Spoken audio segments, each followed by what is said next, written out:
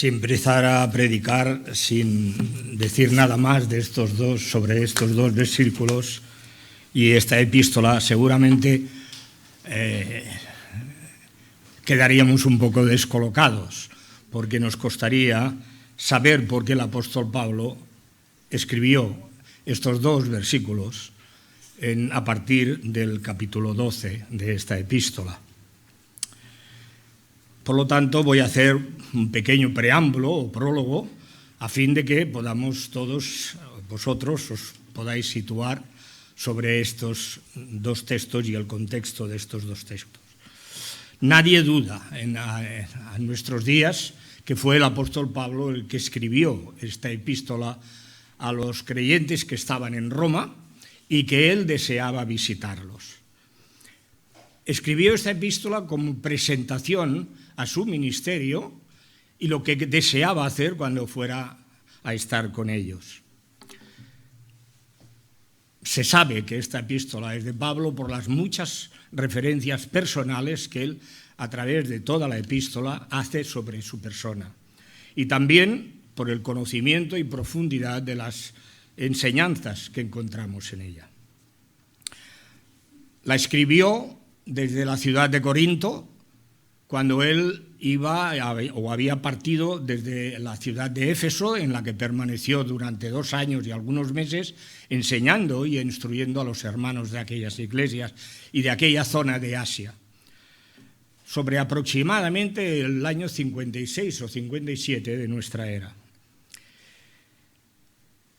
Él no iba camino de Roma, él quería haber ido a Roma directamente desde Corinto, pero había una necesidad en la iglesia en Jerusalén, de los hermanos en las iglesias de Jerusalén, y él llevaba consigo una colecta que toda la parte de Macedonia y Acaya, y también toda la zona de Asia, habían recogido para los hermanos de Judea, que en aquellos momentos estaban pasando una gran penuria. La escribió a todos los creyentes de Roma, incluidos nosotros. Con el paso de los años, esta epístola también nos tiene que hablar a nosotros. Mayormente la epístola en Roma, las iglesias en Roma, estaban constituidos por gentiles o griegos, pero también existían judíos. Él, después de un prólogo que, contrariamente a lo que él hace normalmente en sus epístolas, en sus cartas, es un poco más extenso. Hasta el versículo 18, podríamos decir que el prólogo es un poco más extenso de lo que él tiene por costumbre. Y a partir de la mitad del primer capítulo, él toca diversidad de temas hasta realmente el final de la epístola. Los temas que toca, vamos a hacer una pequeña síntesis. Por ejemplo, él toca a partir de la mitad del primer capítulo hasta la mitad del tercer capítulo, toca la pecaminosidad del género humano, tanto judíos como gentiles. Cuando diga gentiles, nos hemos de incluir nosotros. A partir de la mitad del capítulo 3 hasta el final del 4, él manifiesta y instruye y explica la justicia de Dios por la sola fe en Cristo Jesús. Posteriormente, el capítulo 5 hasta el final del 8, la nueva relación que se establece entre aquellos que han sido justificados por la fe en Cristo, esa relación que se establece con Dios. Recordaréis perfectamente el inicio del capítulo 5. Por la fe hemos sido justificados y tenemos entrada a Dios, a la presencia de Dios, al lugar santo. Eso es a lo que se refiere la relación nueva que tenemos o que tienen los justificados, los salvados. Y finalmente, él toca 3 capítulos que han sido realmente polémicos y siguen siendo hoy motivo de debate entre los cristianos. Él hace ver la soberanía de Dios relativa al pueblo de Israel y al pueblo de los gentiles en realidad. No vamos a tocar esos capítulos por descontado, nos vamos a limitar solamente a estos 2 versículos.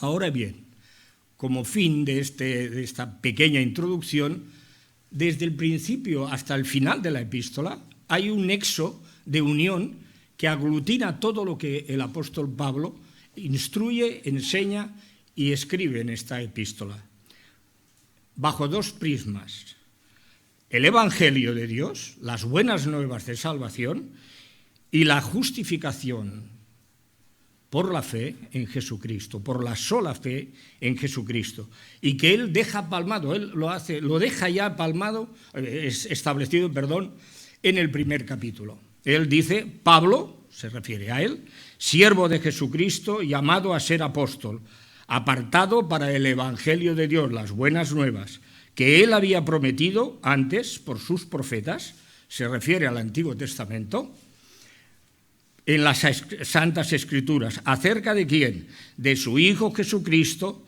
que era del linaje de David. Esto es de suma importancia para todo aquel que era judío, saber que el Señor Jesús era descendiente de David, del rey David, el rey modelo para todo judío y para todo rey, que fue declarado por Dios con poder según el Espíritu de Santidad por la resurrección de entre los muertos de Jesús, después de que él en la cruz del Calvario pagara, expusiera, entregara su vida para perdón de nuestros pecados. Y luego la posición del apóstol Pablo frente al Evangelio y frente a la justificación por la fe en Cristo. No me avergüenzo del Evangelio, no me avergüenzo de las buenas nuevas. Esto habría de ser el sello de cada uno de nosotros, los que hemos sido beneficiados de esa salvación. No me avergüenzo del Evangelio, porque es poder de Dios para salvación a todo aquel que cree, al judío en primer lugar, pero también al griego o al gentil, porque el Evangelio, la justicia de Dios, se revela por fe y para fe, como está escrito: mas el justo, hecho por Cristo, no porque nosotros hayamos llegado a la salvación o delante de Dios y hayamos sido ya justos para merecer esa salvación, mas el justo por la fe vivirá, el justo confiando en las promesas que Dios ha dado para nosotros. Si habéis leído el boletín, sabéis que el título que he dado al mensaje o reflexión de hoy es celebrar o celebrad culto racional a nuestro Dios. Bueno, ha habido un pequeño gazapo en la transcripción del título, porque parece ser que yo os digo que vosotros celebréis culto racional a Dios y me quedo excluido yo. No, el título que en su momento establecí fue celebremos todos juntos culto racional a nuestro Dios. Quizás alguno, o a lo mejor la mayoría, piensa: bueno, ¿y qué estamos haciendo aquí? ¿Es que tú no te has dado cuenta todavía desde este lugar que hemos cantado, hemos orado, hemos también tener algún pensamiento? Ahora estás aquí para impartir una reflexión sobre la palabra de Dios. Entonces, hermano, ¿en qué piensas? Bien, podríamos hacer todo lo que hemos hecho: cantar, orar, escuchar la palabra de Dios, participar de la Santa Cena, y no llegaríamos a dar un culto racional a nuestro Dios. A mí no es que se me ha encendido la bombilla, Hay que prestar atención a las palabras de Pablo que ha leído nuestro hermano. Así que, hermanos, os ruego, decía Pablo. Y él expone realmente cuáles son los principios y prioridades para dar un culto racional a nuestro Dios. En primer lugar, conocer las misericordias de Dios. Los versos 1 y 2, pero principalmente el 1 de este capítulo 12, marca el inicio, de la segunda parte de la epístola. Pablo tenía por costumbre, en la primera parte de sus epístolas, sean grandes o pequeñas, extensas o muy limitadas, como algunas de ellas, como la de Filemón, él explicaba lo que quería que la Iglesia o la persona a la que se dirigía supiera, que quería que supiera. En la segunda parte, él entonces acostumbraba a poner en práctica aquellas instrucciones o doctrinas que él ha expuesto en la primera parte. Y aquí este versículo dice: así, hermanos, os ruego por las misericordias de Dios. ¿Qué son las misericordias de Dios? Las palabras, como he dicho antes, están dirigidas a todos los creyentes. Por lo tanto, yo presté atención cuando preparaba el mensaje y escudriñaba la palabra, y pido a vosotros que también prestéis atención a las palabras de Pablo, no las mías. Es un ruego fervoroso, así que os ruego, así que os exhorto.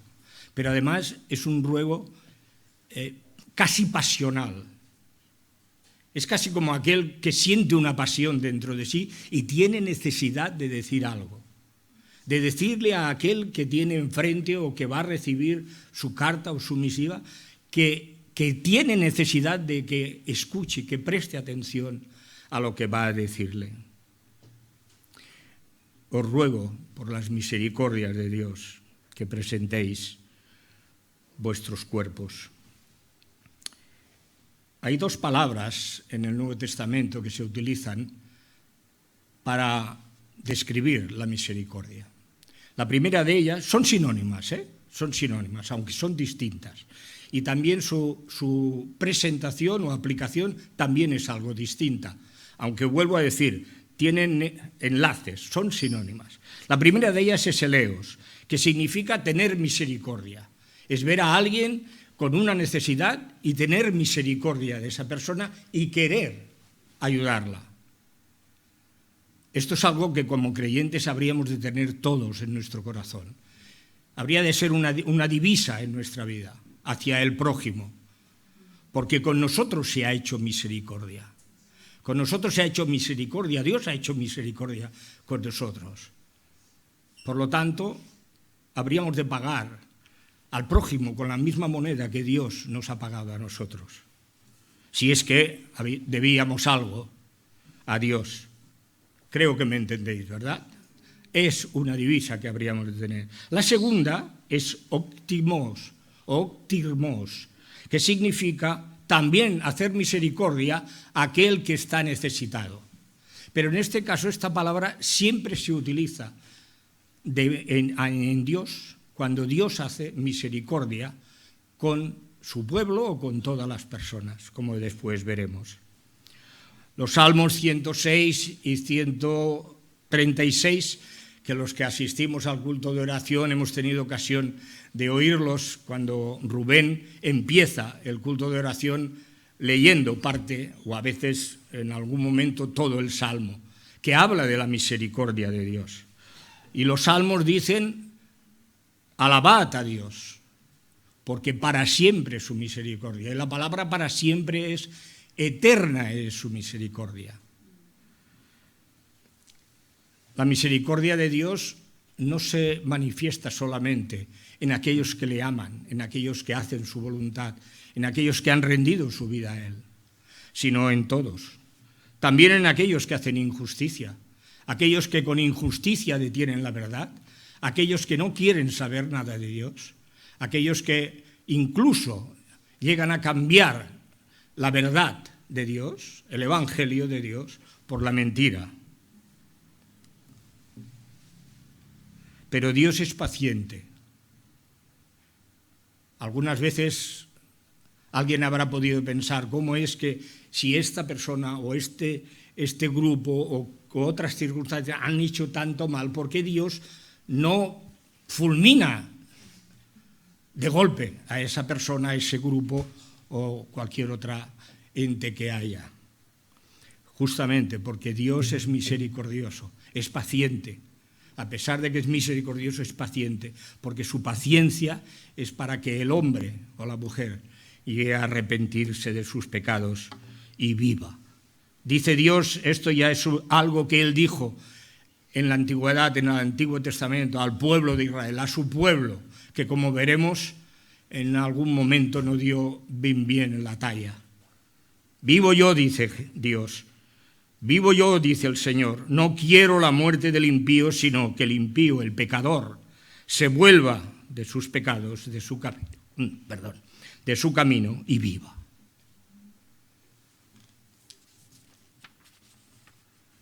Asimismo, la misericordia también se manifiesta en aquellos que se creen sabios, pero en su sabiduría se vuelven necios. ¿Por qué? Porque llegan a glorificar a aquello que realmente es una imagen o semejanza de ellos mismos, con sus mismas pasiones. Eso se ve muy claro si alguno ha leído algo sobre la filosofía helénica o griega, cómo los dioses que los griegos adoraban tenían sus pasiones, sus líos, sus matanzas, sus asesinatos. Bien, pues el hombre llega a esos extremos, a adorar a un tronco, a adorar a un ave, a adorar a un animal. Y cuando no tiene eso o está en un grado o en una posición superior, se adora a sí mismo. De esto no nos escapamos ninguno, ni hombres ni mujeres. Su misericordia se manifestó en esta clase de personas en que creó los cielos y la tierra, los mares, el sol, la luna, y porque su misericordia se mostró en que también sostiene su creación. Y de esa creación, el hombre que no cree en Dios, el hombre que se ensoberbece en su propia naturaleza y en su propia personalidad, ese hombre también necesita de la misericordia de Dios, de reconocerlo. He dicho que había en la iglesia gentiles y judíos. ¿Cómo se mostró la misericordia de Dios con el pueblo judío, con el pueblo de Israel? Está muy de moda el pueblo de Israel. Sus gobernantes han puesto a Israel en las pantallas de todos los televisores. Pablo los describe en esta epístola, en el capítulo 9. Ya he dicho que no voy a hacer una exposición del 9 hasta el 11, pero sí que voy a mencionar lo que Pablo dice de ellos. Dice, verdad digo en Cristo, no miento, y mi conciencia me da testimonio en el Espíritu Santo que tengo tristeza y dolor continuo de corazón. Por eso habla con esa pasión, por eso ruega con esa pasión. Tengo gran tristeza y dolor en mi corazón, porque deseara yo mismo ser anatema, o sea, no ser salvado, ser condenado, separado de Cristo por amor a mis hermanos, los que son mis parientes según la carne. No se refería a esos parientes filiales, sino los parientes al pueblo de Israel, según la carne, que son israelitas. Y entonces él describe las misericordias que Dios ha hecho con ellos, porque de los cuales es la adopción. Dios escogió a Israel como su pueblo entre todas las naciones. De ellos es la gloria que Dios manifestó en ellos a través del tiempo. De ellos es el pacto, ese pacto que Dios hizo con el pueblo de Israel. Vosotros seréis mi pueblo y yo seré vuestro Dios. La promulgación de la ley, les dio la ley para vivir conforme a la voluntad de Dios. Les hizo participar en un culto vivo, eficaz, ampliamente reconocido por Dios mismo, que Él lo dio, y en las promesas, en que un día enviaría al Mesías, un Mesías que se encarnó, que fue encarnado por el Señor Jesucristo cuando nació de la Virgen María por obra del Espíritu Santo. Pero Dios no se quedó ahí, no se limitó a estas cosas. A lo largo de la historia de Israel, Dios siguió mostrando su misericordia. Fue fiel al pacto que hizo con Abraham, Isaac y Jacob. Así que no podéis contar las estrellas ni la arena del mar, así será vuestro pueblo, así serán vuestros descendientes. Y el pueblo de Israel hemos de reconocer que casi en todos los países de la tierra existen israelitas. Fue misericordioso cuando lo sacó de la esclavitud de la tierra de Egipto, en la cual estuvieron por 400 años, en el paso del Mar Rojo, en la peregrinación por el desierto, camino de Canaán a la tierra prometida, en la esclavitud que volvió a sufrir Israel a causa de su pecado y el juicio que Dios tuvo que hacer sobre su pueblo, entre medio de todas las naciones, pero de los que volvió a rescatarlos para volverlos a llevar a la tierra de Judá. Y como he mencionado, la venida del Mesías prometido, que ya lo prometió a Adán y Eva después de haber pecado. Jesús, el Hijo de Dios, que vino a los suyos, me estoy refiriendo a los israelitas, pero ellos no le conocieron. Pero nos dice la palabra, mas a todos aquellos que le recibieron.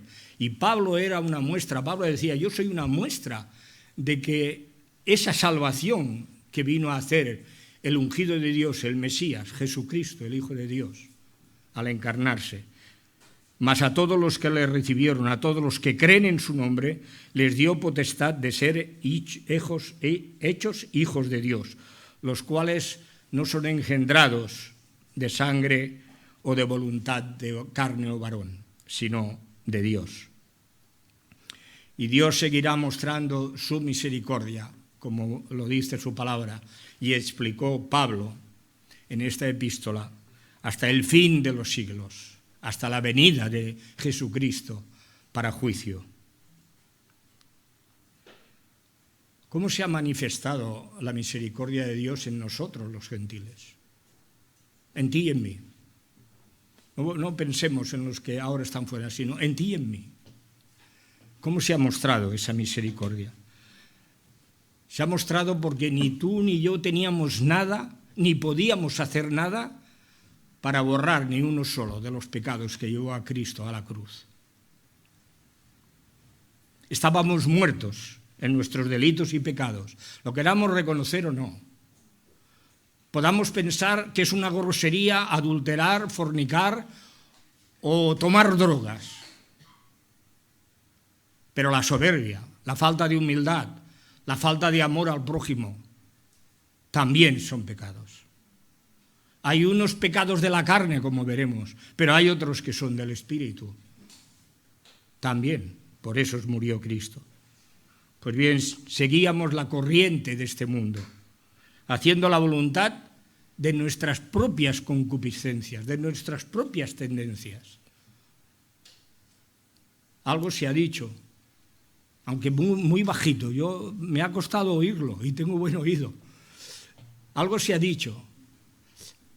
A veces pasamos por situaciones que los demás no lo saben, porque nuestra imagen que damos es una imagen de que no pasa nada, pero sí que pasa a veces. Y yo puedo dar una imagen perfecta, una imagen risueña, pero estar lleno de podredumbre por dentro, estar lleno de rencor sobre uno, otro o el de más allá. Pero claro, lo tengo escondido. Esos son los pecados del Espíritu. Pero Dios, en su misericordia y amor, nos dio vida a aquellos que reconocimos nuestros pecados y nos arrepentimos de él en Cristo Jesús. Mediante el poder que resucitó a Jesús de los muertos, nos dio vida juntamente con él, perdonando todos nuestros pecados y el acta que estaba en contra de nosotros, la ley de Dios. No hay nadie de nosotros que pueda cumplir esa ley. Es una ley perfecta, pero no está dada para que el hombre caiga, no está dada como una trampa que ha puesto Dios para nosotros. Está puesta para que ella descubra esos pecados que nosotros hacemos y que a veces escondemos. Yo no sé si habrá sido la experiencia de una persona o de todos, prácticamente la mayoría de los que estamos aquí. Yo cuando me convertí al Evangelio, cuando acepté a Jesucristo, pues yo pensé, bueno, ya mis pecados han sido perdonados y estoy cierto y seguro, los pasados, los presentes y los futuros que haré. Pero a la luz de la palabra de Dios, de la voluntad de Dios, fui descubriendo una multitud de pecados y cosas que están escondidas y que ni siquiera me había imaginado que yo tenía o hacía. No voy a entrar en detalles, pero son esos pecados que la ley de Dios remueve en nuestra vida. Pablo también lo dice, ay, yo no supe lo que era avaricia hasta que me enfrenté con la ley. Porque la avaricia no es solamente yo desear solo lo que tiene el vecino o atesorar riquezas y riquezas. La avaricia es algo que llevamos muy escondido. Es algo que realmente guardamos en nuestro corazón, pero remueve todo lo que somos, hacemos o queremos. Y no solamente a vosotros, como decía antes, sino también a mí. Hermanos, hermanas, es necesario que recordemos continuamente las misericordias de Dios. Porque estábamos en otro tiempo sin Cristo, alejados de la familia de Dios. Pero Dios nos rescató, nos hizo de la familia de Dios por su amor y su misericordia. Y ya ahora no somos extranjeros. Todos los salvados pertenecen al pueblo de Dios. El pueblo de Dios no es la iglesia, esta iglesia solamente, ni las que pueden haber en la ciudad de Barcelona o en España. La iglesia de Dios está formada por los santos del Antiguo Testamento, los israelitas que aceptaron las promesas de Dios, los que las están aceptando ahora, aquellos que han muerto en la paz de Jesucristo y todos aquellos que todavía serán salvados. No podemos olvidar que Dios es rico en misericordia, pero también es justo. Y no podemos traspasar su ley sin esperar que el justo juicio de Dios caiga sobre nosotros. Pero tenemos una ventaja. Tiene una ventaja todo aquel que entrega su vida a Cristo. Dios ha prometido hacer de él una nueva criatura, creado según Dios. No lo hemos creado nosotros. Yo no voy a crear en mí nada, hermanos. Ni ninguno de nosotros hacemos ni un ápice. No podemos hacer, como dijo Jesús, ni hacer crecer un solo cabello de nosotros. La vida espiritual que tenemos, esa vida, la ha creado Dios. Y Él empezó una buena obra que la perfeccionará hasta el día de Cristo. O hasta el día que tú y yo, Él nos llame a su presencia. Esa es la obra de Dios, pero es una obra que está sustentada en la justicia y en la verdad, porque Dios es justo, Dios es verdadero. No hay acepción de personas para Dios. Todos los que sin ley pecaron, sin ley serán juzgados.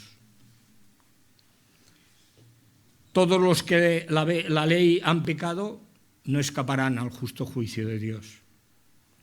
Pero aquellos que no han tenido la ley, aquellos que no han conocido la ley de Dios, su conciencia, la conciencia que todavía queda, que imprimió Dios cuando creó al hombre y a la mujer, esa misma conciencia para ellos es ley. Porque hay personas que aunque estén endurecidas o no crean en la palabra del Señor, saben cuando hacen las cosas bien o cuando hacen las cosas mal. Y esa misma conciencia que tienen dentro de sí es ley para ellos. Y el día que sean juzgados, que Dios venga a juzgarnos a todos, aquel día su conciencia será la que sea para ellos ley. Y los juzgue, los salve o los condene, a la luz de la buena voluntad y misericordia de Dios. Todos, ninguno nos escapamos, estamos bajo pecado. Y por cuanto todos hemos pecado, todos estamos destituidos de la gloria de Dios. ¿Qué propósito perseguía Pablo en realmente decir esto en este versículo? Pues él perseguía algo. Cuando dijo, presentad por las misericordias de Dios, presentad vuestros cuerpos en sacrificio vivo y agradable a Dios, que es vuestro culto racional, él lo que buscaba era lo que a partir del versículo 3 de este capítulo 12 hasta el final del capítulo 16, es la manifestación de esa vida que Dios ha creado en el salvado, en el justificado en Cristo, como testimonio al mundo, a la gente que le rodea. Por eso él dirá, por ejemplo, no tenga ninguno más concepto de sí que el que debe tener. Eso es, madre mía. Esto a algunos nos toca de cerca. Porque alguna vez, como no, uno se siente en la cúspide o en la cresta de la ola. Bien. Pablo hace esto. ¿Qué significa presentar nuestros cuerpos? Es sencilla la palabra.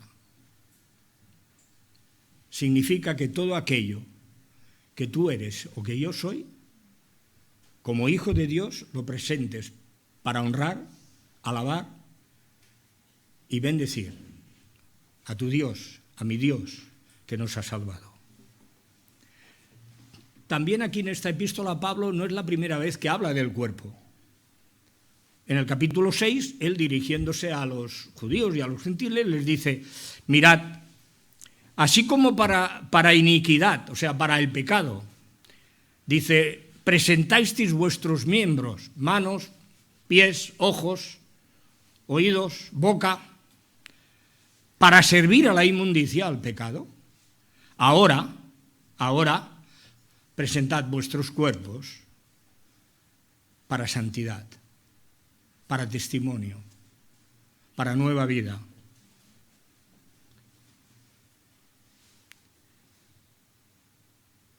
Sacrificio vivo. Esto nos retrotrae por un momento a los sacrificios que hacían el pueblo israelita como modelo del sacrificio de Cristo. Cuando un israelita iba al templo para sacrificar un animal, un cordero, una ternera o incluso un palomino, él tenía que cumplir la ley del sacrificio. Y esa ley tenía que estar vivo el animal. Por eso el apóstol Pablo, cogiendo esa metáfora, dice, presentaos vivos. Estar vivo no significa siempre estar risueño, porque hay personas que su carácter es más apático, es más tranquilo, no es tan nervioso como por ejemplo yo. Estar vivo significa tener en cuenta a Dios en nuestra vida, ser humildes a la lectura y de su palabra. Pues había de estar vivo, no tenía que estar enfermo, no tenía que haber muerto ahogado o cualquier otro accidente, tenía que estar vivo el animal. No tenía que tener defecto, no tenía que ser cojo, ni ciego, ni cualquier otro mal que hubiera pasado en él. Y además lo había de ofrecer el oferente voluntariamente. Tenía que costarle algo. Y así es como hemos de presentarnos nosotros. Vivos, santos, no lo seremos perfectamente, pero buscando la santidad y voluntariamente presentarnos y darnos a Dios.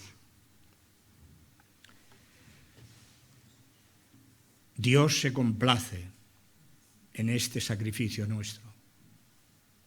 Dios se complace, como dice Pablo. Dice, porque es agradable a Dios. Esta manera de presentarnos como creyentes es agradable a Dios. En la medida en que tú y yo no hacemos de esto un modelo en nuestra vida, no estamos siendo agradables a Dios.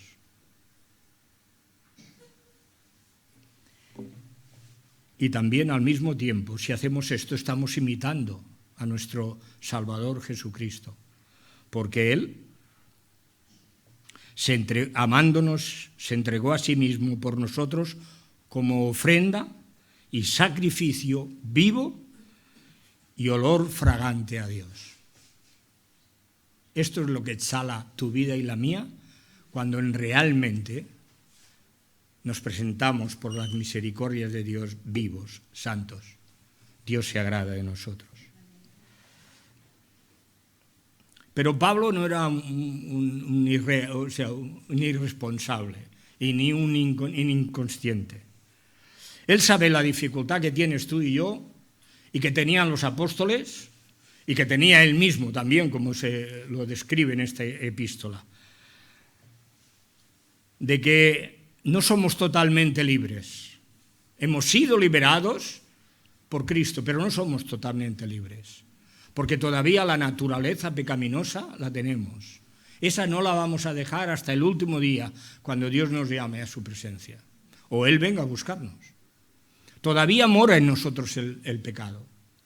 Es lo que dice Pablo en un momento de eso. Miserable hombre de mí, ¿quién me libra de esta carga? Porque él ve, como he dicho antes, que él dice, bueno, yo no supe que era avaricioso, lo que era avaricia, hasta que no me enfrenté con la ley.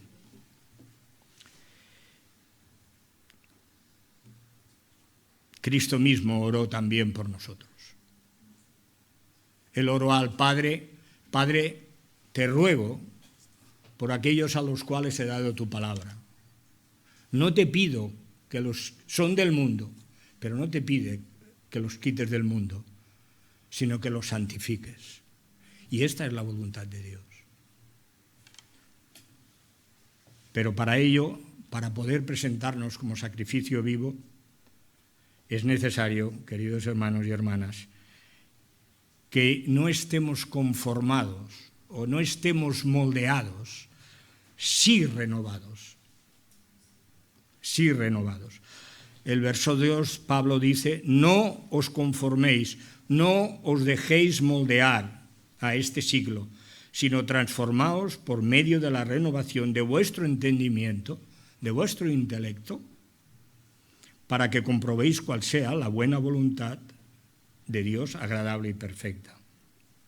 El verbo conformar, prácticamente lo podéis comprender todos, es como aquellos niños, o incluso las amas, cuando hacen galetas, o los niños en la playa, que tienen un modelo, que es un pez o es un pájaro, y hacen arena, y la extienden y van marcando y van dejando la figura en la arena o en las galetas, que realmente a veces los niños, las mamás hacen. No os dejéis moldear por el espíritu de este siglo. Desgraciadamente podemos pensar, bueno, es que claro, el mundo es muy malo y tal y cual, pero últimamente he tenido ocasión de saber lo que está ocurriendo con la inteligencia artificial. Primero, la inteligencia artificial se empleó para corregir documentos. Aquellos que tenemos dificultad en escribir correctamente, bueno, uno coge, lo pasa por el corrector de la inteligencia artificial y ahí está todo muy bien, no hay faltas de ortografía, los verbos están puestos en su lugar, los sustantivos también, los adjetivos perfectamente. Luego se pasó a que a uno eran capaces de cambiarle la cara o hacer, como lo he visto yo en el ordenador de mi hijo, decirle, bueno, mira, ponme una foto de la Segunda Guerra Mundial, los soldados eran de este bando, rusos, y los otros eran alemanes, y los alemanes están en una trinchera, y los rusos vienen con los tanques. Y os aseguro que me quedé pasmado. 4 segundos, y apareció la foto. Está lloviendo, pam, pam, moviendo. Todavía es el atardecer, más oscuro, me quedé. Pero ha llegado tengo constancia de que hoy en día la inteligencia artificial hay personas que la están utilizando en lugar de los sociólogos. Le explican a la inteligencia artificial cómo se encuentran, de qué ánimo están, y la inteligencia artificial empieza a dar consejos. Esos consejos, la persona que estaba diciendo públicamente esto, dice, esos consejos pueden llevar a la muerte. La inteligencia artificial no tiene alma. Ella va argumentando, o sea, ella va exponiendo ciertas cosas que seguramente en términos generales está, y que ella va acoplándolas a lo que tú o yo o esas personas les va explicando. El caso que yo sé es la muerte de un niño, un jovencito, a la conclusión que llegó todo lo que él le explicaba y lo que le sugirió la inteligencia artificial fue: lánzate al vacío. Y así lo hizo. O sea, el espíritu del mundo, hermanos, cada vez es más sutil. Las fuerzas del mal cada vez son más sutiles. Cuando los cristianos empezaron a crecer, persecución. Cuando la persecución alcanzó cosas ya inimaginables, ¡pam!, la paz de Constantino. Y así la historia ha ido modelándose poco a poco y teniendo sus más y sus menos y sus vaivenes. Y hoy en día nos hemos metido en una vorágine que no sabe nadie hasta dónde puede llegar.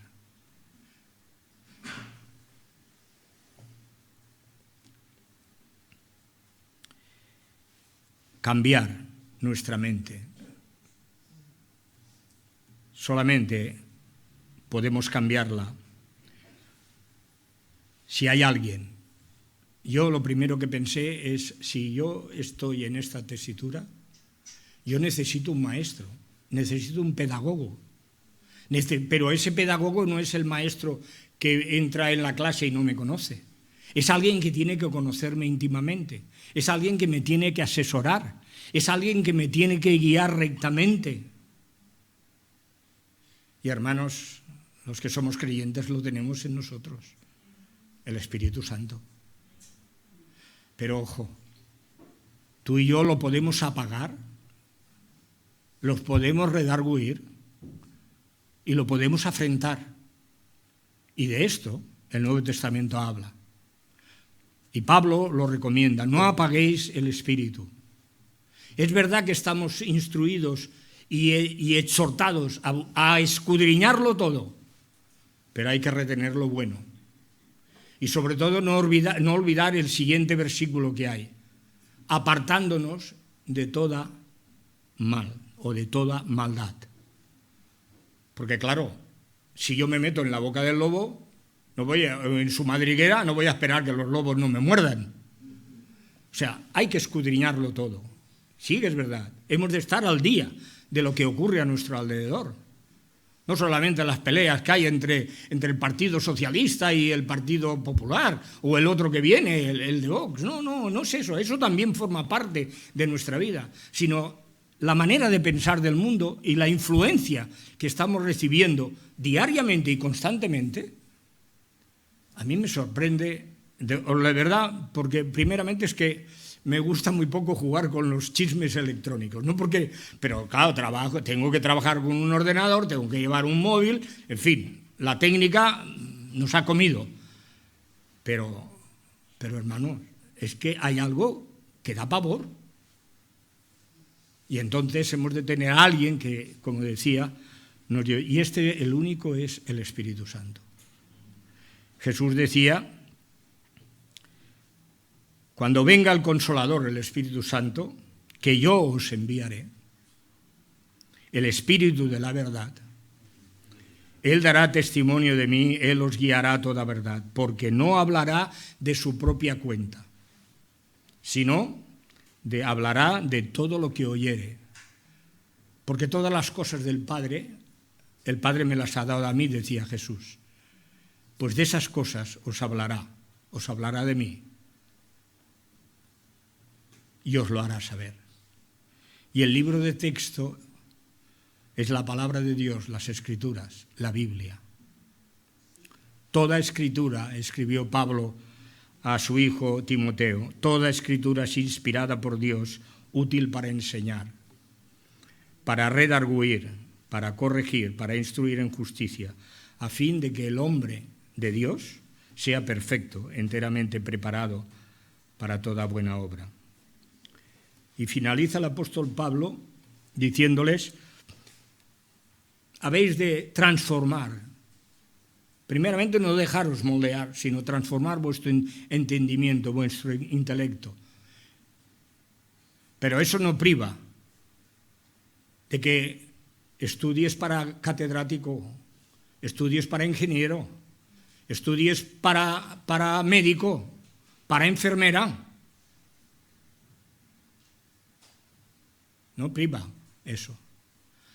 El libro de texto es para que tú y yo vivamos en santidad. O vosotros y yo vivamos en santidad. Y es así cuando podemos comprobar la voluntad de Dios. Hay muchísimos textos en la Biblia que hablan de la voluntad de Dios. No voy a hacer nada más que dos. La voluntad de Dios es nuestra santificación. Por lo tanto, hemos de apartarnos de fornicación.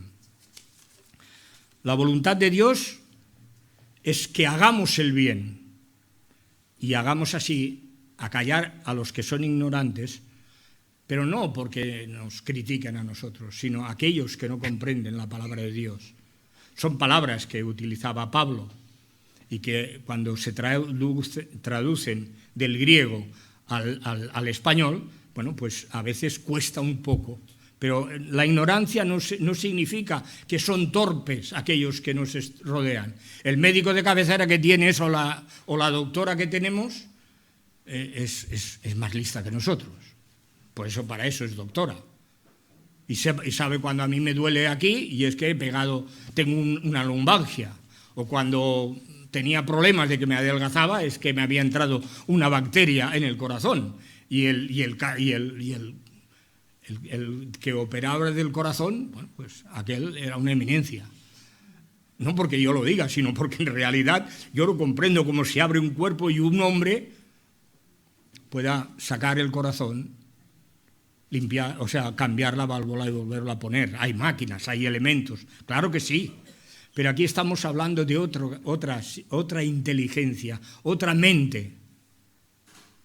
Y hermanos, nosotros tenemos la mente de Cristo. Porque esa mente de Cristo está reflejada en su palabra.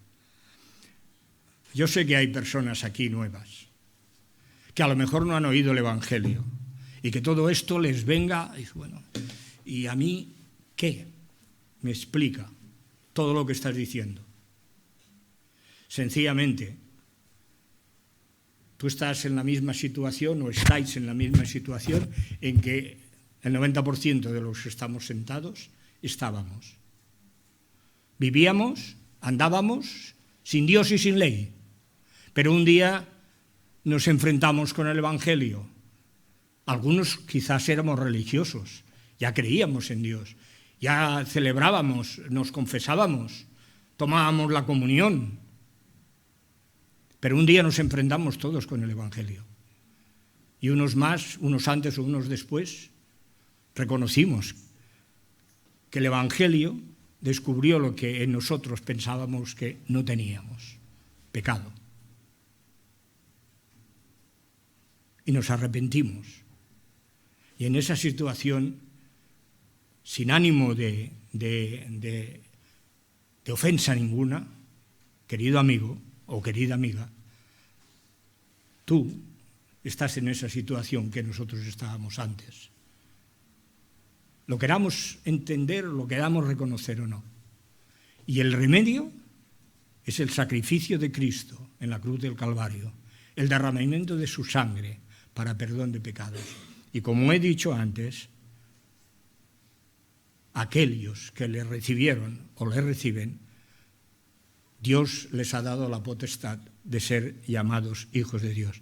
Y os aseguro que con todas las dificultades que podamos tener, los altos y bajos, las tragedias, las angustias, la falta de trabajo, la falta de un familiar que ha marchado de nuestra vida, que está con el Señor o seguramente que nos ha abandonado, realmente el cristiano es feliz.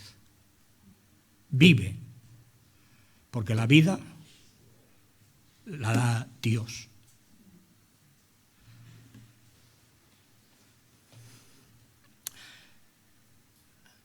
Incluso tengo el ánimo revuelto de alegría y no encuentro otras palabras. De 2 o 3 maneras intenté acabar esta reflexión, pero creo que la mejor manera es los últimos versículos que hay en el capítulo 11 de esta epístola, que es cuando Pablo acaba todas sus enseñanzas y todas sus reflexiones. ¿Y qué dice? Oh profundidades y riquezas de la sabiduría de Dios y de su ciencia. Cuán insondables son sus juicios. Juicios que penetran en el alma, que pueden penetrar en tu alma. Pero no porque yo haya predicado, sino porque es el Espíritu de Dios que a través de su palabra hurga en tu vida y en la mía.